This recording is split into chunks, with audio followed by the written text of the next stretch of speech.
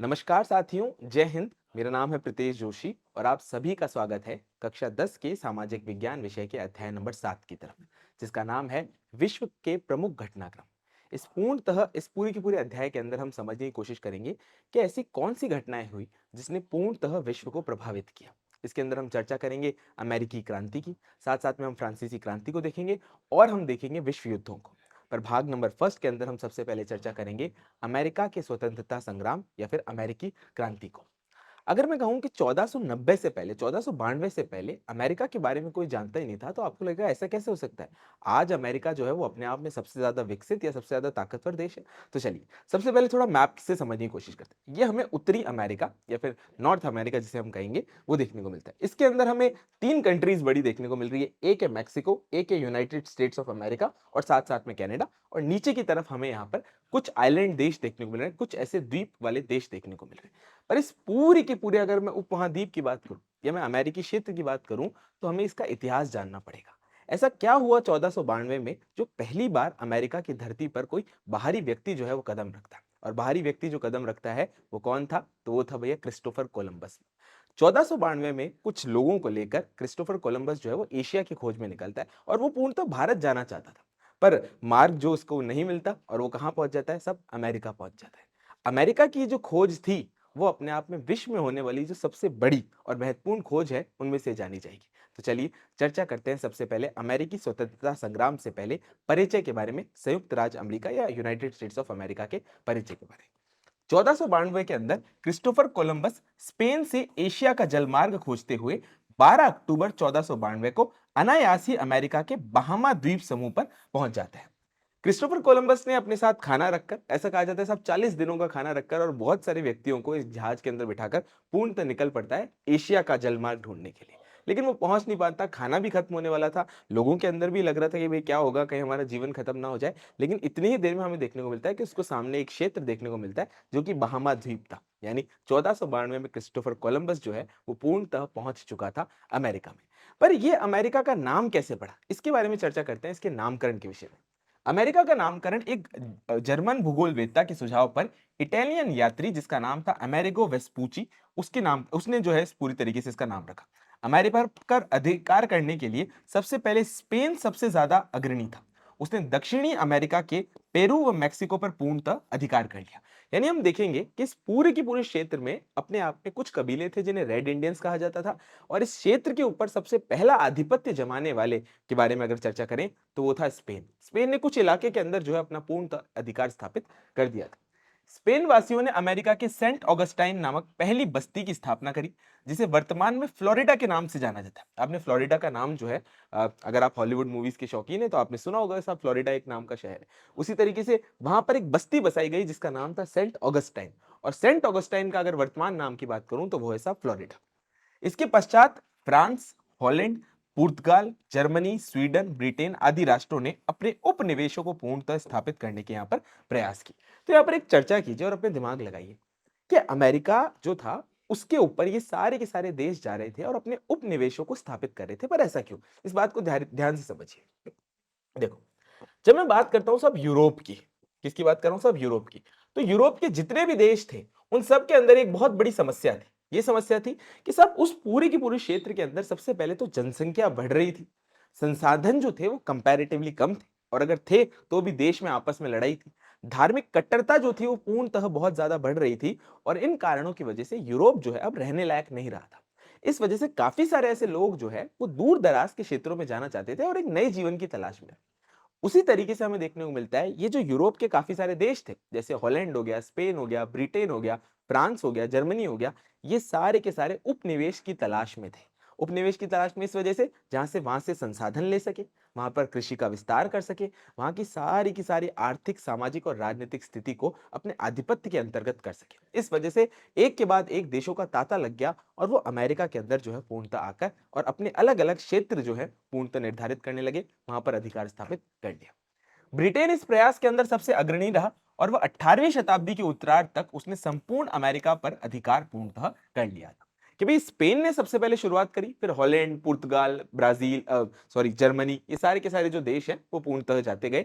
लेकिन हम यहाँ पर एक स्थिति पूर्णतः देखेंगे कि इस पूरे के पूरे क्षेत्र के ऊपर जो सबसे बड़ा आधिपत्य स्थापित किया वो किया साहब ब्रिटेन के लोगों ने, ब्रिटेन ने। अब भाई ब्रिटेन ने क्यों किया? देखो भाई, सबसे पहले तो जो ब्रिटेन था वो अपने आप में उपनिवेश की सबसे बड़ी ताकत था। उसका कारण यह था कि ब्रिटेन की जो सैन्य शक्ति थी वो अपने आप में सबसे ज्यादा ताकतवर थी, और जिस भी देश की सैन्य शक्ति ताकतवर होगी वो आपस में किसी दूसरे इलाके के अंदर किसी और को अधिकार करने ही नहीं देगी और अपना आधिपत्य जो है वहां स्थापित कर देगी, वहां पर अपना उपनिवेश जो है पूर्णतः लगा देगी। 1607 में कप्तान क्रिस्टोफर न्यूपोर्ट ने के नेतृत्व में जेम्स टाउन नामक प्रथम बस्ती की स्थापना करी, और ये जो बस्ती थी वो किसकी थी? तो भैया आपको ध्यान रखना है साहब, ब्रिटेन। तो देखो, इस बात से कंफ्यूज नहीं होना आपने।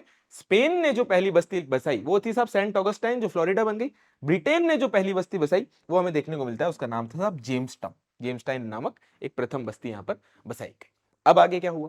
धीरे धीरे ब्रिटिश उपनिवेशों की संख्या पूर्णतः बढ़ती गई और ये पूर्णतः 13 तक पहुंच गई। यानी अब ब्रिटिश उपनिवेश कितने हो गए थे साहब? 13 बन चुके थे। 13 अलग अलग इलाकों के अंदर ब्रिटिश उपनिवेश पूर्णतः बन चुके थे। वो 13 इलाके कौन से थे? आपने नाम सुने होंगे, New Hampshire, Massachusetts, Rhode Island, Connecticut, साथ साथ में New York, New Jersey, Pennsylvania, Delaware, Maryland, Virginia, उत्तरी कैरोलिना, साथ साथ में दक्षिणी कैरोलिना और साथ साथ में जॉर्जिया। तो ये जो 13 क्षेत्र थे, 13 ऐसी बस्तियां, 13 ऐसी कॉलोनी, या फिर मैं कहूंगा सब 13 ऐसे उपनिवेश जो है वो पूर्णतः बस चुके थे। और इस उपनिवेश के ऊपर अधिकार किसका था? सब हमें ध्यान रखना है, ब्रिटेन का था। इसका था भैया पूर्णतः ब्रिटेन का था। और आज भी अगर आप इन राज्यों की बात करें या अमेरिकी शहर की बात करें तो आपको इसी नाम से देखने को मिलते। तो वो 13 जो है इतने बड़े बड़े शहर बन चुके थे जिसे हमें देखने को मिलता है कि ब्रिटेन ने अपनी बस्तियों के तौर पर स्थापित किया था। पर अभी तक हम ये नहीं समझ पाए कि जब इतनी सारी स्थिति अच्छी चल रही थी तो अमेरिकियों ने, जो अमेरिका के जो लोग थे, उन्होंने स्वतंत्रता संग्राम को जन्म क्यों दिया, या फिर उन्होंने जो क्रांति थी वो क्यों करी, उसके कारण क्या? तो इस बात को थोड़ा ध्यान से समझिए। जब मैं अमेरिकी स्वतंत्रता संग्राम की बात करता हूं तो किसने करी होगी? क्या वहां के कबीलाई लोगों ने की थी? नहीं भाई। क्या हुआ कि भाई ब्रिटेन से जितने भी लोग आए या फिर यूरोप से जितने भी लोग आए और वहां उन्होंने अमेरिका के अंदर अपने परिवारों को, अपने आप को पूर्णतः स्थापित कर लिया, उनका रवैया जो है ब्रिटेन के प्रति और जो अन्य देश थे उनके प्रति पूर्णतः बदलाव आ रहा था। ये जो लोग आए थे वो ऑलरेडी यूरोप से बहुत ज्यादा परेशान थे और अपना वो एक नया जीवन बसाने आए थे। जब वो इस क्षेत्र के अंदर नया जीवन बसाने लगे तो उनको ये समझ में आया कि साहब ये जो ब्रिटिश सरकार है ये तो हमारे ऊपर पूरी तरीके से कंट्रोल कर रही है, ये तो हमारे साथ एक दोहरा रवैया रख रही है। खुद के वहां पर जब हम उस देश में थे तब तो बड़ी इक्वेलिटी की बात करती थी, बड़ी समानता की बात करती थी। जब हम अमेरिका के अंदर स्थापित हो चुके हैं तो ये तो हमारे संसाधनों को पूर्णतः रोक रही है, हमारे संसाधनों को पूर्णतः लूट रही है, और साथ साथ में प्रतिनिधित्व की जब कोई बात आए तो भैया प्रतिनिधित्व तो देते ही नहीं। यानी ऐसे काफी सारे कारण थे जिस वजह से अमेरिकी क्रांति जो है वो बहुत जल्द होने वाली थी। तो एक एक कारण को पहले समझते हैं और फिर विस्तृत तौर पर हर बिंदु के ऊपर चर्चा करेंगे। अमेरिकी के स्वतंत्रता संग्राम के कारण पहला कारण क्या है साहब? पहला कारण है त्रुटिपूर्ण व्यापार व्यवस्था। अब देखो भाई, इसको ध्यान से समझो। किसी भी देश की ताकत जब बनेगी जब उसका व्यापार अच्छा हो, जब उसका व्यापार अच्छा होगा। और किसी भी देश का हमें व्यापार तब अच्छा देखने को मिलेगा जब उसका निर्यात शानदार होगा, जब उसका निर्यात ज्यादा होगा। भाई निर्यात ज्यादा करे, आयात कम करेगा तो वो देश जो है अर्थव्यवस्था के तौर पे उसकी आर्थिक स्थिति जो है वो शानदार हो जाएगी। पर अमेरिका के साथ जो है हमें देखने को मिलता है त्रुटिपूर्ण व्यवहार जो है वो किया जाता है व्यापार के हिसाब से, कि ऐसी व्यवस्था बना दी जाती है जिसमें पूर्णतः अमेरिका के जो संसाधन था उनका पूर्णतः शोषण हो रहा था और फायदा किसको हो रहा था? ब्रिटेन को हो रहा था। अब आप कहेंगे साहब लोग तो वही थे, अरे लेकिन जो अमेरिका था उसके अंदर जो लोग थे उनका मन था कि साहब ये सारे के सारे संसाधनों पर हमारा हक है, पर ब्रिटेन उस बात को नहीं समझ रहा था। दूसरा, औपनिवेशिक शोषण।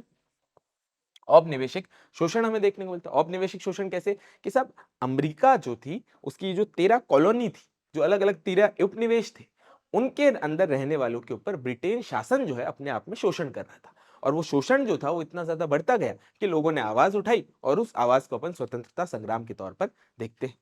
तीसरा कारण बना साहब सप्तवर्षीय युद्ध। अब सप्तवर्षीय युद्ध क्या थे? देखो, यूरोप के अंदर दो बड़ी ताकतें थी, एक तो था साहब फ्रांस और दूसरा था साहब ब्रिटेन। अब ये जो फ्रांस और ब्रिटेन थे ये अपने आप में एक दूसरे के धुर विरोधी थे, ये अपने आप में एक दूसरे के बहुत खतरनाक तरीके से शत्रु थे। अब स्थिति क्या हुई साहब? फ्रांस और ब्रिटेन के अंदर वर्चस्व की लड़ाई थी। हमें देखने को मिलता है कि इन दोनों के बीच में सप्तवर्षीय 7 ईयर वॉर होती है जिसके अंदर फ्रांस अपने आप में पराजित हो जाता है। और फ्रांस जब पराजित हो जाता है, पूरी तरीके से हट जाता है, तो हमें देखने को मिलता है अब अमेरिकी लोगों के सामने सिर्फ और सिर्फ एक ही दुश्मन बचता है और वो कौन था साहब? ब्रिटेन। साथ साथ में फ्रांस भी अमेरिकी लोगों की इस क्रांति के अंदर पूर्णतः मदद करता है। क्यों? क्योंकि दुश्मन का दुश्मन दोस्त हो जाता है। चलो, चौथा हमें देखने को मिलता है विरोधी दृष्टिकोण। भाई इस पूरी की पूरी अमेरिका के अंदर मैक्सिमम तौर पे जो लोग रह रहे थे वो सारे के सारे ब्रिटिश नागरिक थे, लेकिन नागरिक भले वो ब्रिटिश थे लेकिन हमें देखने को मिलता है उनके विरोधी दृष्टिकोण थे। वो लोग अमेरिका से क्यों आए थे? क्योंकि वो यूरोप से पूर्णतः परेशान थे, ब्रिटेन से बहुत ज्यादा परेशान थे। हमें तो यहां तक भी ऐतिहासिक तौर पर देखने को मिलता है कि काफी सारे ऐसे व्यक्ति जो धार्मिक कट्टरता से परेशान हो, राजनीतिक व्यवस्था से परेशान हो, असमानता से परेशान हो, वो ब्रिटेन को छोड़कर अमेरिका में आ गए थे। भले वो उनका जुड़ाव जो था शुरुआत में ब्रिटेन के साथ था, लेकिन बाद में अब वो विरोधी दृष्टिकोण के तौर पर बदल गए थे। यानी अब वो अपनी देश, अपनी मातृभूमि को पूर्णतः अमेरिका मान चुके थे। पांचवा पांचवा हमें देखने को मिलता है तत्कालीन प्रधानमंत्री की गलत नीतियां। उस समय पर ब्रिटेन के प्रधानमंत्री थे जिनका नाम था ग्रैनविले, और ग्रैनविले ने कुछ ऐसी नीतियां बनाई जो पूर्णतः अमेरिकी जो लोग थे उनके लिए सही नहीं थी। इस वजह से उन्होंने क्रांति को जन्म दिया, स्वतंत्रता संग्राम को जन्म दिया। तो चलिए पहले कारण की तरफ चर्चा करते हैं और बात करते हैं किसके बारे में? बात करते हैं साहब त्रुटिपूर्ण व्यापारिक व्यवस्था के बारे में। चलिए, त्रुटिपूर्ण व्यापारिक व्यवस्था का मतलब हुआ कि अंग्रेजों ने अमेरिका में जो भी व्यापारिक नियम बनाए थे वो दोषपूर्ण थे। उनका मानना था कि अमेरिका उपनिवेश जो है वो ब्रिटिश साम्राज्य का हिस्सा है। वो ये मानते थे कि साहब इस पूरी के पूरे क्षेत्र को हमने स्थापित किया है, इस पूरी के पूरे क्षेत्र को हमने बनाया है, तो साहब ये तो ब्रिटिश का हिस्सा है, हमारी मर्जी होगी उस प्रकार के यहाँ पर व्यापारिक व्यवस्था बनाई जाए।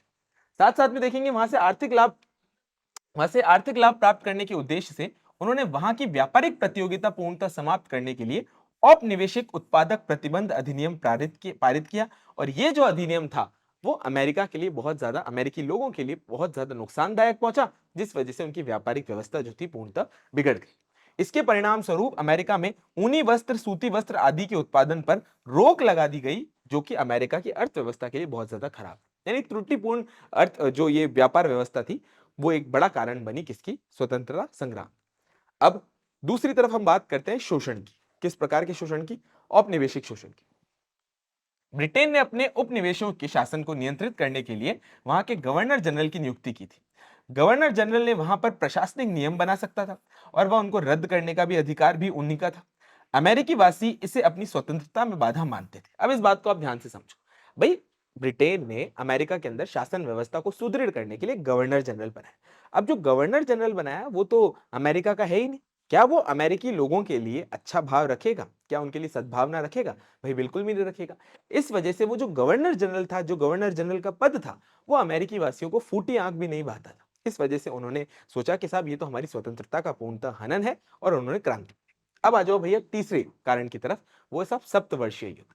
मैं आपको बता चुका हूं कि सब यूरोप के अंदर जो दो बड़े धुर विरोधी थे वो थे फ्रांस और ब्रिटेन। क्योंकि यूरोप की सत्ता के ऊपर ताकत किसकी होगी? वर्चस्व की जो लड़ाई थी वो फ्रांस और ब्रिटेन के बीच थी। और इन दोनों के बीच में जो युद्ध लड़े गए उनको हम सप्तवर्षीय युद्ध या फिर 7 ईयर वॉर की तरफ भी कहते हैं। जब हम भारत के इतिहास को पढ़ते हैं तो वहां पर भी हमें देखने को मिलता है कि फ्रांस और पूरी तरीके से ब्रिटेन एक दूसरे के विरोध में अपने अलग अलग प्रतिद्वंदियों को पूर्णतः उतारते हैं, और हमें देखने को मिलता है एक प्रॉक्सी वॉर, या जिसे मैं कहूंगा साहब शीत युद्ध टाइप की स्थिति वहां पर बन जाती। तो तीसरा कारण साहब सप्तवर्षीय वॉर।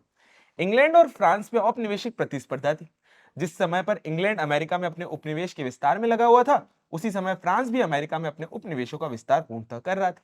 फलस्वरूप दोनों के अंदर संघर्ष हुआ, और इतिहास में इस संघर्ष को सप्तवर्षीय युद्ध के नाम से जाना जाता है। अगर क्वेश्चन पूछ लिया जाए साहब के सप्तवर्षीय युद्ध क्या है, तो हम पूरी तरीके से इस पैराग्राफ के अंदर से ढंग से समझा सकते हैं। इस सप्तवर्षीय युद्ध के अंदर फ्रांस की निर्णायक पराजय हुई, और जैसे ही हम देखते हैं कि साहब फ्रांस की निर्णायक पराजय हुई, तो स्थिति क्या देखने को मिलती है? अब सिर्फ और सिर्फ ताकतवर कौन बन गया? ब्रिटेन। और ब्रिटेन ने अपने शोषण की जो ताकत थी उसको और ज्यादा बढ़ा दिया, और अब अमेरिकी लोगों का दुश्मन कौन बनेगा? साहब ब्रिटेन बनेगा। क्रांति आएगी, जिससे अमेरिका के फ्रांस के आक्रमण का भय जो था वो पूर्णतः समाप्त हो गया। अमेरिकी वासियों ने इंग्लैंड के विरुद्ध अपनी स्वतंत्रता हेतु संघर्ष करना यहाँ पर पूर्णतः प्रारंभ कर दिया, और उनको समझ में आ गया कि हमारी स्वतंत्रता के बीच में जो सबसे बड़ा परेशानी है, जो सबसे बड़ी जड़ है, वो कौन है भैया? ब्रिटेन। चौथी तरफ बात करते हैं और हम बात करते हैं साहब विरोधी दृष्टिकोण की। मैंने आपको बताया कि साहब भले जो लोग वहां पर बसे थे वो ब्रिटिश थे, उनका जुड़ाव ब्रिटेन से था, लेकिन पूर्णतः अब उनको अपनत्व की भावना अमेरिका की मिट्टी से आ रही थी। यानी कि अमेरिका के रहने वाले अधिकतर लोग जो थे वो ब्रिटिश नागरिक थे, लेकिन वे लोग जिन्हें ब्रिटिश ने निष्कासित कर दिया था, ब्रिटेन की लगातार युद्ध नीति से परेशान थे, वे अमेरिका में पूर्णतः बस गए थे। अब अमेरिका की युद्ध नीति थी। इसके अलावा भी और काफी सारे कारण थे कि साहब वहां पर ब्रिटेन के अंदर या यूरोप के अंदर जो है वो धार्मिक कट्टरता जो थी वो पूर्णतः फैल गई थी। साथ साथ में वहां पर जो है असमानता बहुत ज्यादा आ गई थी, असमानता आ गई थी। सरकारी शोषण जो था वो बहुत ज्यादा बढ़ गया था, सरकारी शोषण जो था वो बहुत ज्यादा बढ़ गया था। इस वजह से हमें देखने को मिलता है काफी सारे लोग इस दृष्टि से अमेरिका की तरफ चल पड़ते हैं। पांचवा कारण है साहब तत्कालीन प्रधानमंत्री जिनका नाम था ग्रैनविले, उनकी कुछ ऐसी नीतियां। ब्रिटेन के तत्कालीन प्रधानमंत्री जिनका नाम था ग्रैनविले ने अपनी औपनिवेशिक हितों को सुरक्षित करने हेतु अमेरिका के अंदर 4 नियम बनाए। और ये जो 4 नियम थे, ये कह सकते हैं कि साहब अमेरिका की जो स्वतंत्रता मिली, या मैं कहूंगा साहब ब्रिटेन जो था वो अमेरिका को पूर्णतः खो देता है, उसके सबसे बड़े कारण थे। पहला कारण क्या था? सब अमेरिका के अंदर ब्रिटिश व्यापारिक हितों को नुकसान पहुंचाने वालों को दंडित करने के लिए 1763 के अंदर एडमिरल्टी कोर्ट की स्थापना करी। यानी अगर व्यापार, एक देश जो है अपने व्यापार को पूर्णतः बढ़ाना चाहता है, अगर उससे दूसरे देश का नुकसान पहुंच रहा है, तो हमें देखने को मिलेगा कि क्या वो गलत है? नहीं भाई, अपने हितों की तो रक्षा कर रहा है। लेकिन अमेरिका के अंदर एक कानून बन गया, कानून का नाम था 1763 का एडमिरलिटी एक्ट। यानी अगर ब्रिटेन जो था वो पूर्णतः अपने व्यापारिक हितों को सुनिश्चित करने के लिए, सुरक्षित करने के लिए जो है अगर नहीं करेंगे या फिर कोई उसके खिलाफ काम करेगा, तो उसको पूरी तरीके से दंडित किया जाएगा, जिसके लिए एडमिरलिटी एक्ट जो है वो लाया गया। सोचो भाई, 1763 का शीरा कानून पारित किया गया, जिसके अनुसार अमेरिका के अंदर शीरा पर आयात शुल्क जो था वो पूर्णतः घटा दिया गया।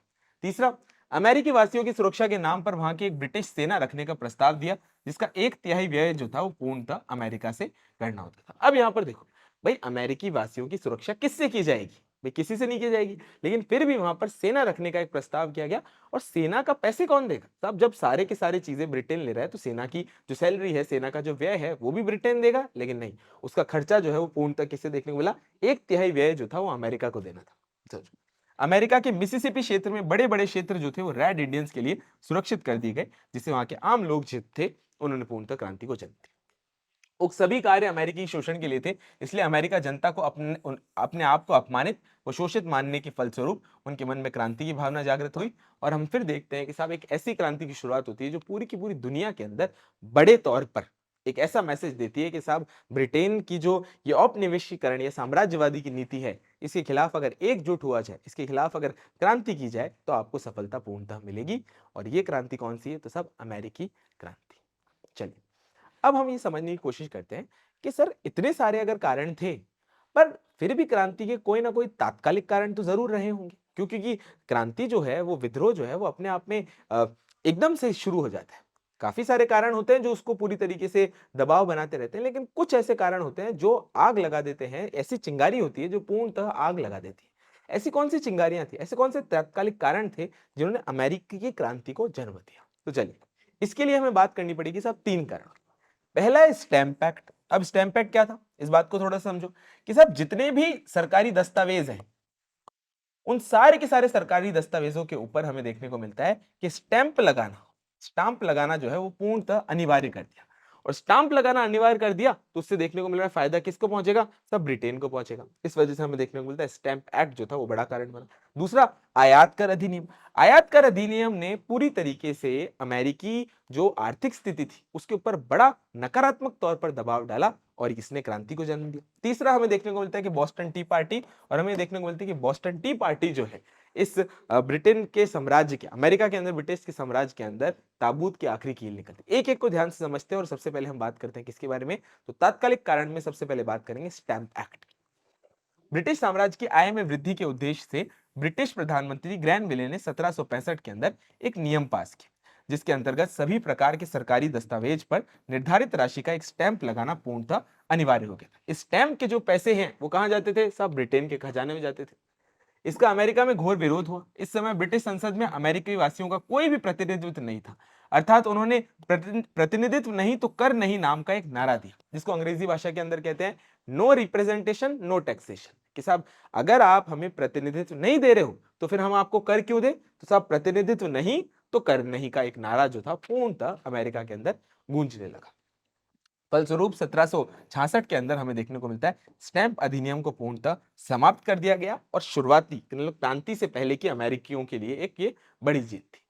दूसरा तात्कालिक कारण के बारे में चर्चा करूं तो वो था साहब आयात कर अधिनियम। 1767 के अंदर ब्रिटेन के वित्त मंत्री जिनका नाम था टाउनशेंड द्वारा एक आयात कर अधिनियम जो था पारित किया गया, जिसके अंतर्गत कागज, चाय, शीशा, धातु, रंग, सिक्का आदि के आयात पर अमेरिकी वासियों की सहमति के बिना ही शुल्क लगा दिया गया। इसका अमेरिका के अंदर घोर विरोध हुआ। अब आप एक बात समझो, ये सारी की सारी चीजें आयात कौन कर रहा है? अमेरिकी वासी कर रहे हैं। अब उसके कर का निर्धारण कौन करेगा? अमेरिकी सरकार करेगी, अमेरिकी वासियों के द्वारा बनाई गई सरकार करेगी, लेकिन वो सरकार तो थी नहीं। इस वजह से अमेरिकी वासियों ने इस बात का पूर्णतः विरोध किया कि ये एक तरीके से लूट मचा दी है कि आयात के ऊपर भी कर, निर्यात के ऊपर भी कर, तो यानी जाए तो जाए का स्थिति बड़ी दयनीय होती गई। अमेरिका के बोस्टन शहर में विद्रोह अधिक उग्र था। फलस्वरूप 1770 में सेना द्वारा गोलीबारी में 5 अमेरिकियों की मृत्यु पूर्णतः यहां पर हो गई, जिसे बोस्टन हत्याकांड के नाम से जानते हैं।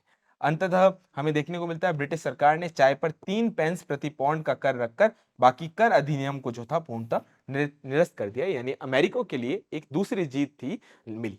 लेकिन आप यहां पर पूरी तरह नोटिस करो कि 5 अमेरिकियों की पूर्णतः यहां पर मृत्यु हो जाती। अब जो सामान्य अमेरिकी थे उनके दिलों में ये बात समझी कि ब्रिटेन के लोग तो हमें अपना समझते थे, लेकिन अगर ये हमारे ऊपर गोलियां चढ़ा लें तो सब हम पूरी तरीके से अब ब्रिटेन से दूर हैं। अलगाव की भावना जो है पूर्णतः यहाँ पर सशक्त हो चुकी थी। तीसरा कारण है साहब बोस्टन टी पार्टी। देखते हैं भैया क्या हुआ। ब्रिटिश वित्त मंत्री टाउनशेंड द्वारा 3 पेंस प्रति पौंड कर भी ब्रिटिश दासता और अपमान का एक प्रतीक था। अतः अमेरिकी के राष्ट्रपतियों ने इसका पूर्णतः विरोध किया। हमने देखा कि साहब बाकी सारी चीजों के ऊपर से तो कर हटा दिया था, लेकिन अभी भी चाय के ऊपर एक कर था। वो कर भले कम था, लेकिन अपने आप में वो एक दासता का प्रतीक था। अतः मैसेच्यूसेट्स के अंदर बोस्टन बंदरगाह पर 16 दिसंबर 1773 को सैमुअल एडम्स के नेतृत्व में राष्ट्रवादियों ने कूलियों के वेश में चाय से लदे जहाजों पर चढ़कर 350 चाय से भरी पेटियों को समुद्र में फेंक दिया। इस घटना को इतिहास के अंदर बोस्टन टी पार्टी के नाम से जाना जाता है, जो कि अमेरिकी क्रांति का एक सबसे बड़ा तात्कालिक कारण बनी। फलस्वरूप ब्रिटिश सरकार ने क्षतिपूर्ति न देने तक बंदरगाह को बंद कर दिया, जिससे अनेक लोग जो थे वो बेरोजगार हो गए। यानी हमें देखने को मिलता है कि ब्रिटिश सरकार ने अपना दमन चक्र जो था वो पूर्णतः बढ़ा दिया, जिससे लोग पूर्णतः बेरोजगार हो गए। अमेरिका का विद्रोह जो था वो और उग्र होता गया। अंततः स्वतंत्रता संग्राम जो था वो पूर्णतः परिणत हुआ, और बोस्टन टी पार्टी जो थी वो एक ऐसा कारण थी जिस वजह से हमें देखने को मिलता है कि एक विरोध जो था वो एकदम से पनपा और वो पूर्णतः उग्र होता गया। यानी अब हम बात करेंगे साहब अमेरिकी क्रांति के होने की। हमने कारण के बारे में चर्चा कर ली, हमने तात्कालिक कारण के बारे में चर्चा कर ली, हमने परिचय देख लिया, हमने नामकरण देख लिया। अब अमेरिकी क्रांति जो है वो पूर्णतः होने वाली थी। हम बात करेंगे साहब अमेरिकी स्वतंत्रता संग्राम की। 1776 के अंदर पुनः फिलाडेल्फिया नामक एक शहर है, वहां पर एक सभा आयोजित की गई। इस सभा को राष्ट्रवादियों की पूर्णतः बहुमत थी। राष्ट्रवादी वे लोग जो पूर्णतः अमेरिकी स्वतंत्रता की बात करते थे, अमेरिका को एक राष्ट्र के तौर पर देखते थे, उनकी इस पूरी की पूरी सभा के अंदर बहुमत थी। यानी हमें देखने को मिलता है कि वहां पर प्रस्ताव भी ऐसा पारित होने वाला था जो अमेरिकी राष्ट्रवादियों को पूर्णतः प्रभावित कर सके, मतलब अमेरिकी राष्ट्रवादियों द्वारा पूर्णतः प्रभावित था। रिचर्ड हेनरी ली ने अमेरिका की स्वतंत्रता का प्रस्ताव रखा, जिसका जॉन एडम्स ने अनुमोदन किया। साथ साथ में देखते हैं कि स्वतंत्रता की घोषणा हेतु 5 सदस्यीय एक समिति बनाई गई, जिसने 2 जुलाई 1776 को स्वतंत्रता के प्रस्ताव को स्वीकृत किया। 4 जुलाई 1776 ईस्वी को इस समिति के प्रस्ताव को स्वीकृत कर अमेरिका की स्वतंत्रता की यहां पर पूर्णतः घोषणा कर दी गई। और ये जो स्वतंत्रता थी वो सिर्फ और सिर्फ अमेरिका के अंदर ही नहीं, पूरी की पूरी दुनिया के अंदर एक बहुत बड़ा मैसेज थी। इसी के साथ जॉर्ज वॉशिंगटन के नेतृत्व में अमेरिका के स्वतंत्रता संग्राम प्रारंभ हुआ। अमेरिका का स्वतंत्रता संग्राम जो था वो निरंतर 7 वर्षों तक, यानी 1776 से 1783 तक पूर्णतः चलता गया। और 1776 की ये जो घटना है वो पूर्णतः हमें देखने को मिलती है कि उससे अमेरिका अपने आप में एक राष्ट्र के तौर पर निर्मित होता। फ्रांस अब पूरी तरीके से अमेरिका का साथ देगा। क्यों? क्योंकि भैया दुश्मन का दुश्मन दोस्त, ब्रिटेन का वो ध्रुव विरोधी है, ब्रिटेन को खत्म करना चाहता है, कमजोर करना चाहता है। तो सब फ्रांस भी सप्तवर्षीय युद्ध में अपनी पूर्व की पराजय का ब्रिटेन से बदला लेना चाहता था। अतः अमेरिका के अनुरोध पर 1788 के अंदर फ्रांस ने भी ब्रिटेन के विरुद्ध युद्ध की घोषणा कर दी। 19 अक्टूबर 1781 के अंदर यॉर्क टाउन के युद्ध में लॉर्ड कॉर्नवालिस के नेतृत्व वाली ब्रिटिश सेना पूर्णतः यहां पर पराजित हो गई। यानी आप सोचो साहब, ब्रिटिश सेना जो थी उसको मुंह की खानी पड़ी, क्योंकि एक तो अमेरिकी राष्ट्रवादी, दूसरी तरफ से अब फ्रांस जो था वो उनको पूर्णतः सपोर्ट कर रहा था। अप्रैल 1782 के से नवंबर 1783 तक ब्रिटेन व अमेरिका के बीच लंबी वार्ताओं का पेरिस में दौर चला। अंत में 3 सितंबर 1783 के अंदर पेरिस की संधि पर हस्ताक्षर हुए, जिसके अनुरूप संयुक्त राज्य अमेरिका के रूप में एक नवीन देश को पूर्णतः मान्यता प्रदान की गई, एक नवीन देश को पूर्णतः मान्यता प्रदान की गई। और ये जो पेरिस की संधि थी, इसके अंदर हमें देखने को मिलता है संयुक्त राज्य अमेरिका, एक विशाल देश, एक ताकतवर देश, लोकतंत्र के प्रतीक के तौर पर जाने वाला देश जो है पूर्णतः बन सका। 21 जून 1788 को यह संविधान लागू किया गया तथा 1779 के अंदर 89 के अंदर जो है वो सरकार का गठन कर जॉर्ज वॉशिंगटन को अमेरिका का प्रथम राष्ट्रपति पूर्णतः यहाँ पर बनाया गया। प्रथम राष्ट्रपति पूर्णतः बनाया गया। एक ऐसा संविधान लिखा साहब, दुनिया का पहला लिखित संविधान, या मैं कहूंगा साहब दुनिया का सबसे ताकतवर संविधान, जिसने अमेरिकी जैसे देश के भविष्य को पूर्णतः तय किया। अब यहाँ पर हम देखेंगे कि सब स्वतंत्रता संग्राम तो हुआ, राष्ट्रवादियों द्वारा समर्थित था, जॉर्ज वॉशिंगटन पहले इंपॉर्टेंट तौर पे राष्ट्रपति बन गए, लेकिन इस स्वतंत्रता संग्राम के परिणाम क्या हुए, कॉन्सिक्वेंसेस क्या हुए, वो जानना बहुत ज्यादा जरूरी है। अमेरिका के स्वतंत्रता संग्राम के अंदर ब्रिटेन की पराजय से वहां के निरंकुश शासक, जिसका नाम था साहब जॉर्ज तृतीय, की सत्ता पूर्णतः समाप्त हो गई। निरंकुश मतलब जिसके ऊपर अंकुश ना लगाया जा सके, जिस जो अपनी पूरी तरीके से जो समझ आ रहा है उस हिसाब से सत्ता को चला रहा है। तो हमें देखने को मिलता है जॉर्ज तृतीय की सत्ता जो थी वहां पर पूर्णतः समाप्त हो गई।